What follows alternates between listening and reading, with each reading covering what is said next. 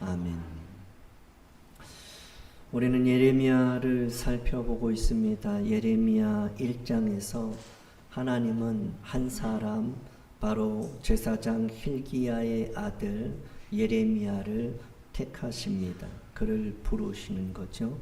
예레미야를 부르신 때는 언제인가 하면 요시야 통치 13년 때부터 시드기야 왕, 그러니까 남유다가 멸망하기까지, 멸망 후에도 약 7년간 더, 통째로 말하면 약 47년간 이제 예레미야가 하나님 말씀을 대언하게 됩니다. 하나님이 예레미야를 부른 곳은 어디인가 하면 베냐민 지파 땅 아나돗이라는 땅입니다. 하나님이 예레미야를 부르신 이유는 여러 나라의 선지자로 그를 세우기 위함입니다. 예레미야를 부르기 시작한 것은 20세 후반대라고 볼 수 있지만 그보다 더 앞서서 태어나기 전에, 이미 창세 전에 하나님의 사람으로 부름받게 결정된 것입니다. 예레미야는 하나님이 부르실 때 어떻게 반응합니까? 첫 번째, 슬프도소이다 합니다. 그 길을 간다는 것은 참 쉽지가 않습니다.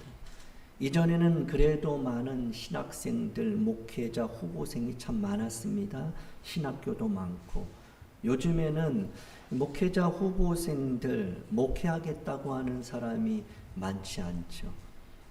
그리고 목회자 중에서도 자녀들을 목회의 길로 가게 할 사람도 얼마나 될까요? 아니, 믿는다 하면서 평생 직분받고 교회에서 일하던 장로님, 권사님 중에서 과연 우리 딸, 우리 아들이 주일 하겠다고 하면 잘했다라고 할 사람이 얼마나 될까요? 아니, 멀리 볼 것 없이 우리 자녀들이 과연 주님 부르실 때 아멘 할 수 있을까요? 마찬가지로 예레미야도 하나님 부르실 때 슬픕니다. 그렇게 고백을 한 거죠. 나는 아이입니다. 말할 줄 몰라요. 어떻게 그 하나님의 일을 감당할 수 있겠어요? 하나님이 능력 있는 자를 부르시지 않아요. 겸손한 자를 부르시죠. 하나님이 지금도 능력 있는 자를 한국교회에 사용하시는 것이 아니죠. 겸손한 자를 들어 능력 있게 하시는 것이죠. 예레미야는 아이입니다. 말할 줄 모릅니다. 그럴 때 하나님이 이렇게 말씀하세요. 내가 너와 함께 하겠다. 그러니까 두려워하지 말아라. 이것도 안 되고 저것도 하고 나는 아무것도 없어서, 난 능력도 없어서, 내 환경도 이래서, 우리 가정이 이렇고 우리 부모가 이렇고 그래서 난 안 됩니다 라고 핑계댈 때 너무나 말할 게 많아요. 그렇지만 하나님 말씀하시는 거예요. 그런 건 중요하지 않다. 내가 너와 함께 하겠다라는 거예요. 우리가 하나님 일할 때 가장 중요한 것은 하나님이 이 일을 원하시는가를 먼저 물어야 합니다. 그리고 정말 이것이 하나님 말씀에 근거한 나에게 주어진 사명이라 한다면 나의 환경과 조건은 그렇게 중요하지 않아요. 언제 내가 힘이 있어서 그 일 감당했습니까? 언제 내게 능력이 있어서 그거 감당했습니까? 하나님이 하게 하셔서, 하나님이 도와주셔서, 하나님이 내 마음을 감동하셔서 그 무엇도 그것을 막아설 수 없게 하는 강력한 주의 능력, 성령의 역사가 있었기 때문에 우리는 감당해 왔지 않습니까? 우리 낙산교회가 67년 이때까지 온 것도 우리 능력이 있어서 여기까지 왔겠습니까?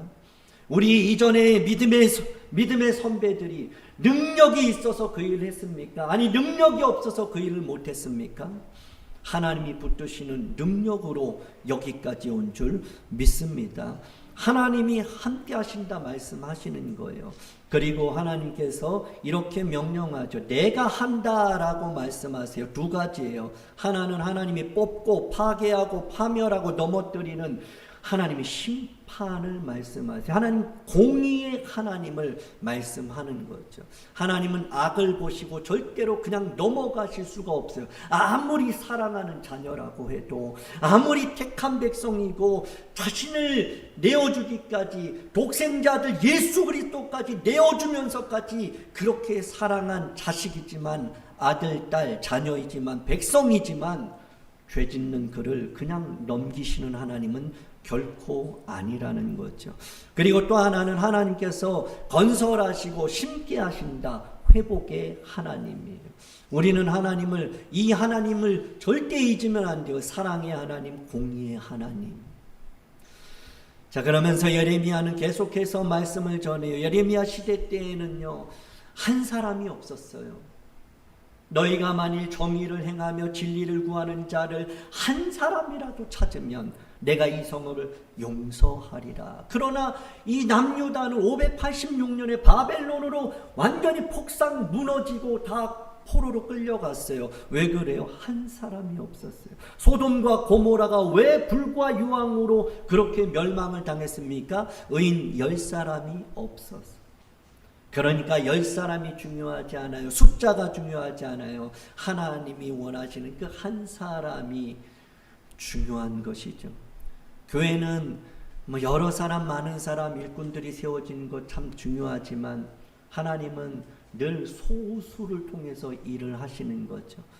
남은 자를 통해서 하나님은 그 일을 이루어 가시는 것이 구약의 그런 전체적인 맥락입니다. 저는 여러분들이 끝까지 남은 자 소수, 하나님이 찾으시는 그 한 사람이 되기를 주님의 이름으로 축복합니다. 한 사람이 있으면 무너질 것이 세워진다는 것. 하나님께서 말씀하셨어요. 예레미야를 통해서, 그리고 많은 선지자를 통해서요. 새벽부터 부지런히 말하여도 듣지를 않아요. 불러도 대답을 안 합니다.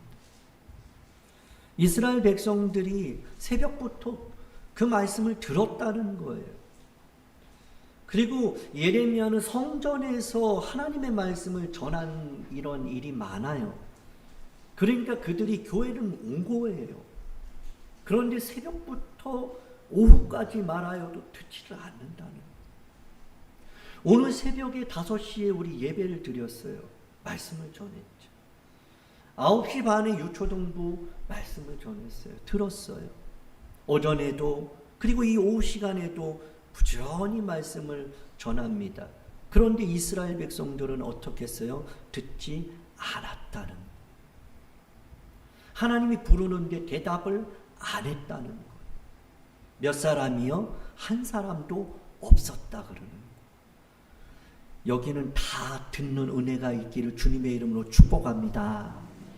정말 끔찍해요. 이 말 전하면서도 진짜 그럴까봐. 와, 내가 오늘 새벽부터 이 오후 시간에 정말 그렇게 전했는데 한 사람도 듣는 사람 없고 대답하는 사람도 없고 아멘도 안 하고. 아멘 안 해도 돼요. 그건 거에 마음 상했으면 벌써 저는 이 세상 사람 아니죠. 마음 깊이 하시는 줄 믿고 들으려고 하는 것 아니고. 이러한 상황이었어요. 예레미야 시대 때. 하나님 여러분, 사실은 하나님이 원하시는 게요, 번제나 희생에 대해서 말씀하신 적이 없어요. 그런 거 명령 안 하셨다는 거예요. 번제나 희생이 뭐예요? 예배와 헌물이에요. 헌금이라고 할 수 있죠. 제물이에요. 하나님이 언제 예배와 희생에 대해서 말했냐? 난 그런 거 명령하지 않았다는 거예요. 그런데 이스라엘 백성들은 거기에만 관심이 있어요. 내가 주일 성수를 했냐 안 했느냐, 내가 11조를 드렸냐 안 드렸냐, 그거 하나님이 말씀하시지 않았다는 거예요. 하나님이 말씀하시는 건 뭐예요? 오직 내가 이것을 그들에게 명하여 이르기를 너희는 내 목소리를 들으라. 예배도 중요하고 헌금도 중요한데 내 말을 듣는 게 중요하다, 이 말씀 하시는 거예요. 나는 너희 하나님 되고 너희는 내 백성이 되는 것, 이게 중요하다는 거예요. 하나님은 오늘 우리를 부르신 이유는 관계 회복이에요. 관계 회복. 우리가 예배 드리고 가는 게 중요한 게 아니에요. 오늘은 특별히 감사헌금을 드리고 간 게 중요한 게 아니라는 거죠. 하나님은 오늘 우리를 통해서 우리하고 깨어진 주님과의 관계, 무너지고 부서지고 박살나버린 주님 없이 사는 우리의 관계가 이제 다시 주님만 의지하고 주님만을 바라보고 주 없이는 살 수 없다고 하는 이런 관계를 회복하기 원하시는 거죠. 내가 명령한 모든 길로 걸어가라 그러세요. 그러면 복을 받을 거다. 저는 확신해요. 여러분들이 이번 주에 들은 말씀을 붙들고 그 명령한 그 길로 걸어간다면 하나님이 반드시 복을 주실 줄 믿습니다. 여러분은 복 받는 인생이 되는 거예요. 그렇지만 명령한 모든 길이 있음에도 불구하고 자꾸만 딴 길을 간다면 하나님의 복과는 관계가 없는, 그리고 다음 주에 또 와서 그럴 거예요.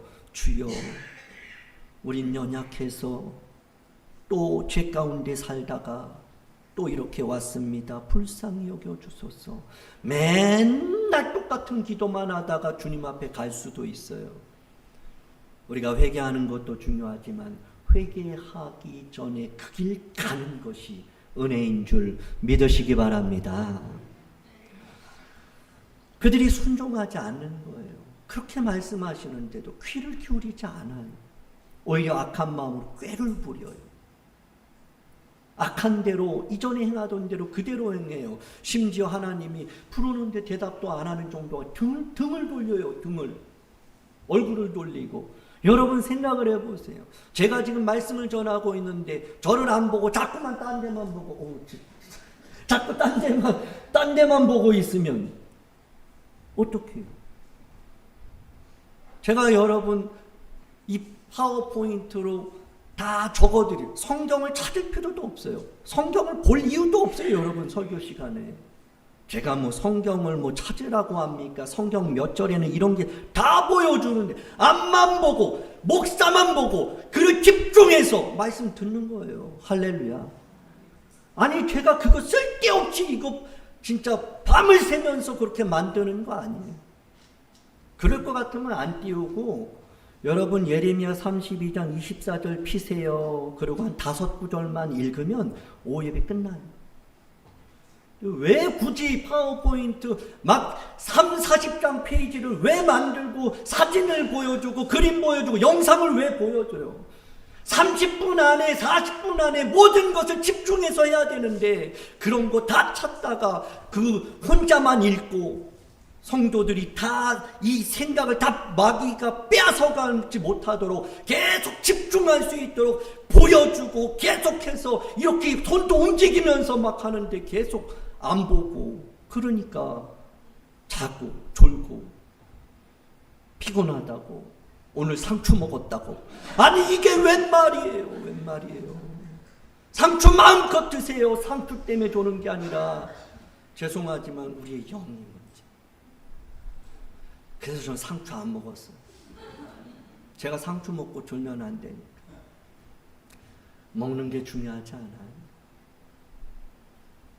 은혜 받는 사람은요 상추 할아버지를 먹어도 안 줘요. 죄송하지만. 근데 자꾸만 내가 존다. 굉장한 영적인 지금 무기력함에 빠져 있는 거예요. 제가 말씀을 잘 전해서 말씀을 잘 준비해서 재밌게 하고 은혜가 되고 감동이 돼서 깨어있는다? 아니에요. 제가 죽을 써도 깨어있는 사람 깨어있어요. 은혜도 받고요.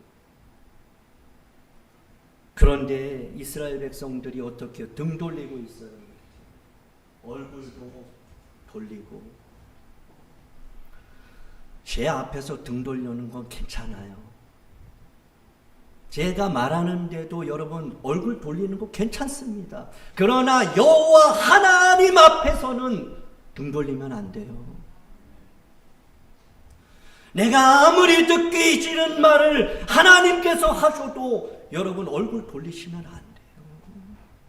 그럼 진짜 끝나는 거예요. 우리 애굽 땅에서 나온 날부터 오늘까지 하나님께서 선지자를 그렇게 끊임없이 계속해서 보내주셨어요. 그럼에도 순종하지 않아요. 귀 안 기울입니다. 목을 굳게 해요. 이전 조상들보다 더 악을 행하는 거예요. 이게 참 무서운 일이죠. 이스라엘 백성들이 항상 하나님을 떠나요. 그리고 거짓을 뭐예요? 고집 부려. 고집. 제일로 무서운 게 고집이에요. 이 고집은 아무도 이길 수가 없는 거죠. 이스라엘 백성들이 고집이 굉장히 셌어요. 혹시 여러분 중에 고집 좀 있네 이런 이야기 듣는 분 있습니까? 고집이 십자가의 능력으로 박살나기를 주님의 이름으로 축복합니다. 우리 아이들이 고집이 있습니까? 그거 박살나기 전까지는 하나님 앞에 쓰임 못 봐요. 어디 가서 인정 못 받습니다. 사람들이 다 도망가요. 얘기 안 합니다. 집에서도 아주 교회 집 분위기를 흐트러 놓을 수 있어요. 고집. 이런 고집은 뭐 때로는 고집이 필요하다라고 하는데 대부분 똥고집만, 그 왜 똥고집이라 그러는 거예요? 알다가도 모르겠는데 하여튼 좋지 않은 그러한 고집이겠죠. 예. 그런 거 고집 있으면 다 데려놓으세요. 누군가가 아유 좀 고집이 있네 그러면 빨리 거울, 말씀의 거울에 내 자신을 보고 회개하야. 그리고 사람이 좀 유해야. 그리고 넉넉하게 받아줄 수 있도록. 근데 꽉꽉 고집이 세면 사람들이 아무 말 하지 않지만 주변의 사람 하나둘 다 떠날 거예요. 자식들도 떠나요. 예레미야 25장 폐허가 되고, 그래서 하나님이 결국은 오라 하는데 안 오니까 70년 동안 바벨론 왕을 섬겨야 되겠다 이렇게 결론을 내리셨어요. 70년이 차면 돌아올 것이다 이러한 회복의 말씀도 약속도 주셨죠. 그래서 바벨론 왕의 멍에를 너네가 매야 된다. 바벨론 왕을 섬겨야 된다. 포로로 끌려가야 된다. 그게 살 길이다. 하나님이 살 방법을 주셨어요. 그리고 마침내 새 살이 돋아날 거고 너희를 고쳐줄 거다. 이렇게 치료의 회복의 하나님께서 약속을 주신 거예요. 너희를 돌아오게 할 거다. 사랑을 베풀 것이다. 폐허가 다 건축될 것이고 이제는 그곳에서 사람이 살게 될 것이다. 이렇게 계속 반복해서 회복을 명하세요. 그 땅에서 감사하는 소리가 나올 거고 즐거워하는 소리가 나올 거고 이제 번성하게 될 거고 그 수도 줄지 않을 거고 존귀하게 될 거고 비천하여지지 않을 것이다. 이렇게 말씀하세요.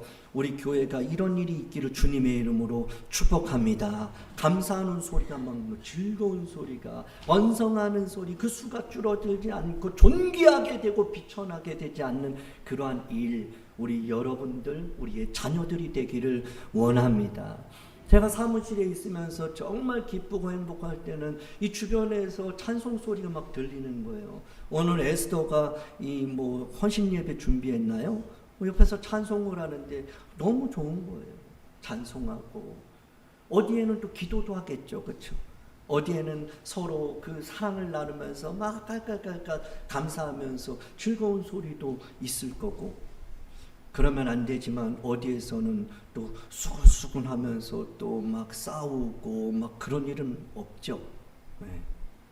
우리 교회가 정말 감사한 소리, 즐거워하는 소리, 그리고 이 번성하는 그러한 소식들, 그리고 이 수가 정말 더 점점 줄지 않고 늘어나고 비천한 이러한 삶이 아니라 정말 존귀한 보배로운 그런 사람들로. 여러분, 오후 예배 우리 낙산교회 이 헌신 예배 오시는 목사님들이 다 놀래요. 저는 왜 놀래나 지금도 이해가 안 돼요. 낙산교회가 무슨 낙산 강원도에 있는 줄 아는지, 아니 낙산교회 와가지고 찬양이 이렇게 뜨거우면 안 되는 거예요? 아니면 낙산교회라고 주일 성도의 절반 정도가 앉아있으면 놀랄 일이에요? 우리 헌신예배라고 다 모아가지고 이날 꼭 오십시오 그런 거 아니잖아요. 늘 이 인원 모이잖아요. 그런데 우리 교회에 오시는 강사 헌신 인도하시는 그 목사님들마다 다 놀라는 거예요. 낙산교회는 다 죽어가는 줄 알았나 봐요. 근데 와서는 낙산교회가 능력이 있다, 힘이 있다, 감사하다, 이런 말씀 전해요. 저는 정말 미래가 참 기대가 돼요. 앞으로 낙산교회를 통해서 하나님 놀라운 일을 하실 줄 믿습니다. 전 그걸 원해요. 저는 여러분들 세대에 그걸 봤으면 좋겠어요. 그리 아니하실지라도 다음 세대가 보면 그만이지만, 이왕이면 여러분들 세대에 이 교회가 어떻게 하나님의 일을 이루시는지 볼 수 있기를, 우리 함께 힘내기를 주님의 이름으로 축복합니다. 31절까지 왔어요. 31절까지. 하나님 말씀하세요. 내가 다시 세울 거다. 너희를 세울 거야. 다시 속옷치고 즐거워하며 춤추는 날이 올 거다. 여러분 지금 혹시 슬픈 일이 있어요? 가슴 아픈 일이 있습니까? 이 말씀 마음에 담으세요. 속옷칠 날이 올 거예요. 즐겁게 찬송하며 춤출 날이 여러분의 삶 가운데 있을 거예요. 아멘만 하세요. 여러분 순종만 하세요. 주의 길만 가보세요. 주만 바라보고 주만 의지하고 주께 그거 다 맡겨보세요. 그러면 약속대로 하나님 지금도 일하시는 줄 믿습니다. 25절에 하나님 어떤 분이에요? 피곤한 심령을 상쾌하게 하시는 하나님. 답답한 분 있습니까? 가스활 명수가 답이 아니에요. 주님의 은혜로 막힌 게 뻥 뚫리는 은혜가 있는 줄 믿습니다. 연약한 심령을 만족하게 하는 분이에요. 사람을 보며 세상을 보세요. 만족함 없어요. 나의 하나님 그분을 뵐 때 만족함이 있는 거죠. 32장 오늘 본문에 나오는 그런 내용이에요. 시드기야 왕이 이제 10째 해가 됐어요. 왕이 되고 10년째예요. 그때 여호와의 말씀이 예레미야에게 임한 거예요.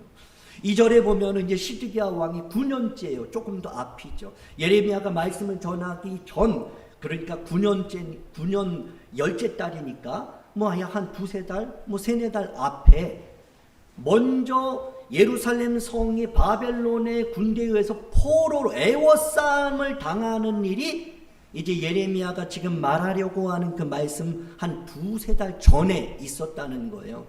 그리고 마침내 시드기야의 제11년 넷째 달 9째 날에 성이 완전히 무너지는 거예요.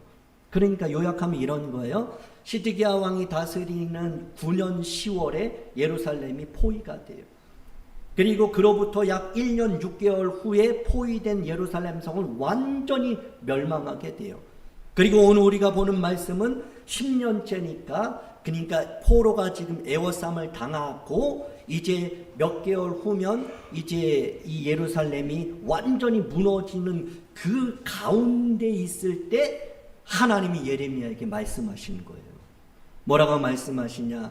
애워쌌어요. 그리고 예레미야가 포로로 이렇게 감옥에 갇혀요.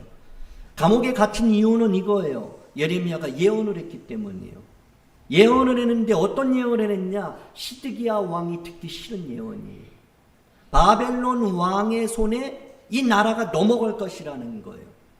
그리고 시드기야 왕은 갈대아인의 손에 벗어나지 못할 거라는 거예요. 그리고 반드시 바벨론 왕의 손에 넘겨질 거다. 포로로 끌려갈 것이다. 당신은. 이러면서 예언을 하니까 누가 좋아하겠어요.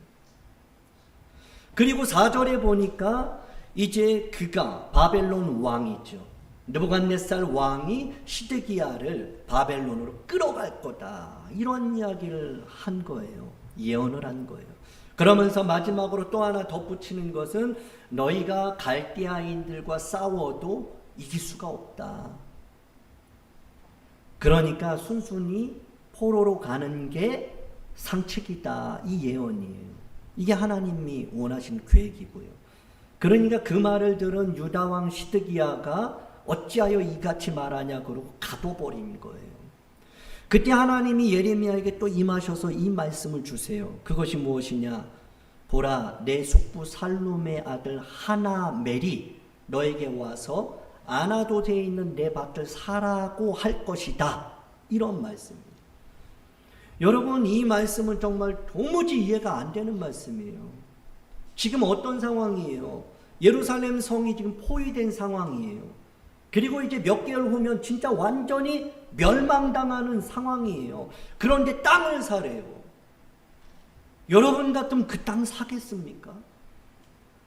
아니, 아파트를 사든지 아니면 조금 금싸라기 땅을 사라 그래야죠. 이제 개발되고 이제 한창 사람들이 집중되는 그 땅을 사야죠. 그런데 하나님이 예레미야에게 오셔서 느닷없이 아나도세에 있는 내 밭을 사라고 너 사촌이 와서 얘기할 건데 너 그거 사라 그러는 거예요. 아니 그 땅 사면 뭐예요? 진짜 이제 몇 개월 있으면 그 땅 버리고 포로로 가야 돼요. 근데 그 땅을 하나님이 사라 그러는 거예요. 예레미야가 그 땅을 은 17세겔 주고 은 17세겔 주고 사요. 그리고 증인을 세워요. 그리고 묻어버려요. 하나님이 왜 그 땅을 사라고 하셨을까요? 그러니까 아무리 얘기해도 안 들으니까 이거는 하나의 그런 이 증표예요, 증표. 하나님이 이 말씀 예레미야를 통해서 말씀하신 자꾸 안 들어요. 그냥 너 기록해, 기록하라 그래요. 그러니까 기록을 왜 하냐? 이거는 뭐 나중에 딴 말 할 수 없잖아요. 말하는 거는 여러분 참 우리가 말하는 것도 조심해야 되지만 글 쓰는 거 여러분 조심하셔야 돼요. 글 쓰는 거. 요즘은 뭐 녹취를 하니까 정말 말도 조심해야 돼요. 옛날엔 그런 게 없었잖아요. 그러니까 글 쓰는 게 너무 중요해요. 근데 하나님께서 그렇게 말씀하시는데도 안 듣고 나 못 들었는데요 이러니까 글로 적어라 그래요. 글로 적었는데도 그 글판을 깨뜨려 버리는 거예요. 그것이 바로 십계명이잖아요. 돌판에 새겼는데 그걸 깨뜨려 버리는 거예요. 그러니까 하나님 이번에 너희의 마음에 새겨라 이렇게 하시면서 주시는 메시지가 뭐냐면 땅 사라 그래요. 땅 사는 건 뭐예요? 확실하게 돌아오게 하겠다는 증표예요. 예레미야가 하나님 앞에 이제 기도해요. 슬픕니다. 그러면서 예레미야가 고백하는 하나님은 첫 번째 능력 있는 하나님이에요. 할 수 없는 일이 없으신 하나님. 그리고 두 번째 은혜를 베푸시는 하나님이에요. 그리고 세 번째는 보응하시는 하나님이에요. 첫 번째 어떤 하나님이요? 능력 있는 하나님. 두 번째는요, 은혜를 베푸시는 하나님. 세 번째는요, 보응하시는 하나님이에요. 회복해 하시는 하나님이죠. 그러면서 순종하지 않았습니다. 이 백성이 명령을 따르지 않고 율법을 따르지 않아서 이런 재앙을 당합니다. 그러면서 이렇게 넘긴 바 되었습니다. 주의 말씀대로 되었네요. 주께서 보시나이다. 그러면서 마지막 25절에 25절을 제가 안 적었는데 25절 성경 보면 이렇게 기도가 이제 마무리를 돼요.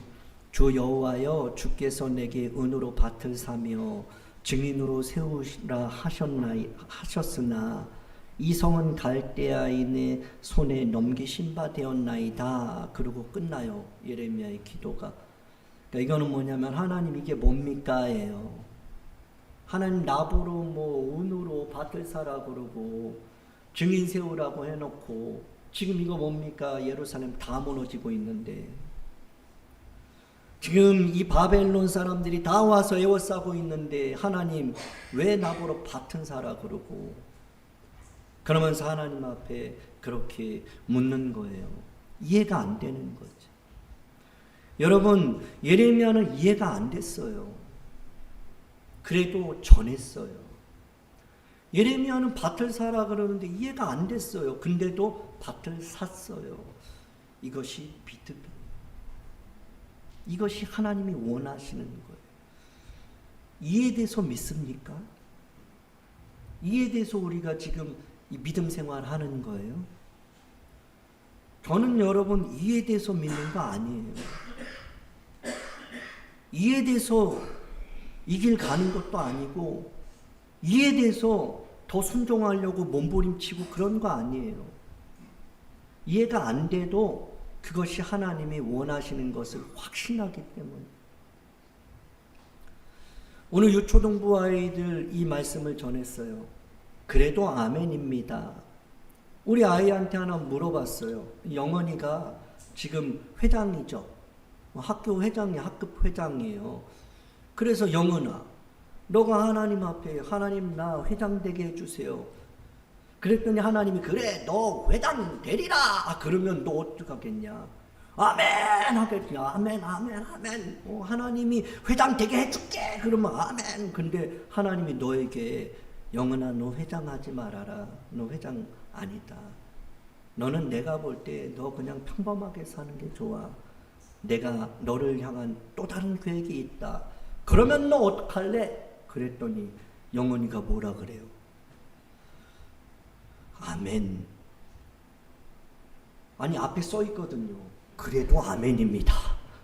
제목이 써 있으니까 얘가 아멘 그러는 거예요. 또 아멘 안 하면 또 목사가 얼마나 그 애 붙잡고 또 그냥 막 그 설교를 1시간 하겠어요. 그러니까 아멘 하는 거예요. 아멘도 훈련이에요. 입으로 아멘 하다 보면 마음으로 아멘 하는 날이 와요. 나도 모르게 삶이 아멘으로 이끌려가는 일이 여러분과 저의 삶에 일어나기를 주님의 이름으로 축복합니다. 여러분 이해할 수 없어요. 우리 강경숙 권사님 어제는 제가 차 타고 이렇게 삼거리로 딱 나가는데 저 삼거리에서 두 사람이 걸어와요. 멀리서 봐도 딱 누군지 알겠어요. 우리 권사님하고 덕환 형제가 둘이 마스크를 하얀 마스크 둘이 쓰고, 그리고 둘이 손잡았는지 안 잡았는지 확실히 모르겠고 하여튼 둘이서 이렇게 걸어오는데 그 발걸음이 제가 볼 때 너무 무거웠어요. 그래가지고 너무 마음이 아팠어요. 그러면서 제 머릿속에는 옛날 내 모습이 떠올랐어요. 엄마가 항암 치료받고 머리 다 빠지고 모자 쓰고, 그리고 같이 엄마 따라 교회 가는 그 나의 모습, 병원 따라가는 내 모습, 그 모습을 보면서 권사님은 무슨 생각을 했을까? 아들 생각밖에 안 할 거다. 이 아들은 무슨 생각했을까? 나처럼 우리 엄마 살려주세요 했을 것 같다. 이 엄마는 자기 건강보다도 우리 아들 어떻게 합니까? 이 아들 어떻게 합니까? 그런 생각이었겠지라는 생각을 하면서 기도가 되는 거예요. 이해가 안 돼요. 왜 그렇게 아플까요? 왜 그렇게 병원 출입을 하고, 왜 방사선 치료 지금 그렇게 하면서 너무 힘들고, 권사님이 교회를 나오지 못한 이유는 단 한 가지예요. 교회를 올 수 없을 정도로 아프기 때문이에요. 지금도 새벽 예배 계속 나와요. 오늘 못 왔어요. 어제도 못 오고 그 전날은 왔어요. 그러니까 권사님이 걸어올 수 있는 힘만 있으면 교회 오는 분이에요. 저는 알아요. 권사님 지금도 못 왔어요. 오늘 주일 못 왔어요. 우리 권사님이 그 정도로 지금 아프구나. 너무 마음이 아프다. 자꾸 권사님 생각이 많이 나요. 어제는 제가 한 10시 반쯤에 머리가 깨질 정도로 아팠어요. 두통이. 그리고 막 이 가슴도 미식미식거리고 너무 괴로워서 원망 불평도 하고 얼굴에는 온갖 그냥 우거지상을 탁 하고, 집안 분위기, 전 교회에 있으니까 분위기는 아니지만 우리 아이들이 나 보면 다 그냥 빨리 안 보고 싶을 정도로 그런 상황이었는데, 제가 권사님 딱 생각이 나는 거예요. 야, 너 참 너무한다. 머리 좀 아프다고 두통 가지고 지금 권사님은 얼마나 아픈지 아냐. 그 다음부터 제 입이 쑥 들어갔어요. 아프다고 말할 수가 없는 거예요. 우리 권사님 정말 힘든데 내가 그 앞에서 뭘 내가 아프다고 불평할 수 있을까, 이런 생각을 했습니다. 다 이해할 수 없어요. 여러분, 김선미 집사님 그 딸이 현지 자매가 오늘 새벽에 6시에 우리 집사람한테 문자가 왔어요. 어제 어디에 가서 이렇게 좀 놀다가 보트가 전복이 됐어요. 그래서 손가락이 골절이 되고 병원은 다 문 닫고, 다행히 개인 병원에 가서 수술을 할 예정이고 오늘 수술할 건데 기도해 주세요. 6시에 문자 왔어요. 제가 그거 한 8시쯤에 받고 바로 문자를 보냈죠.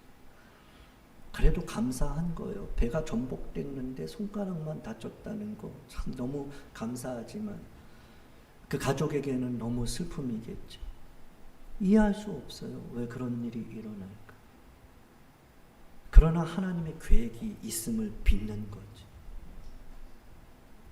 우리는 그 하나님께서 우리를 괴롭히는 그런 하나님이 아니라 그 일을 통해서 하나님이 더 큰 일들을 이루심을 우리가 확신하는 거죠. 저와 여러분들이 전능하신 하나님, 그리고 은혜를 베푸시는 하나님, 그리고 무너졌다면 반드시 회복해 하시는 그 하나님을 믿고 하나님 앞에 순종하는, 다 이해되지 않아도 아멘입니다 하고 나아가는 저와 여러분 되기를 주님의 이름으로 축복합니다. 우리 찬양하고 기도하겠습니다. 아 주님 크신 권능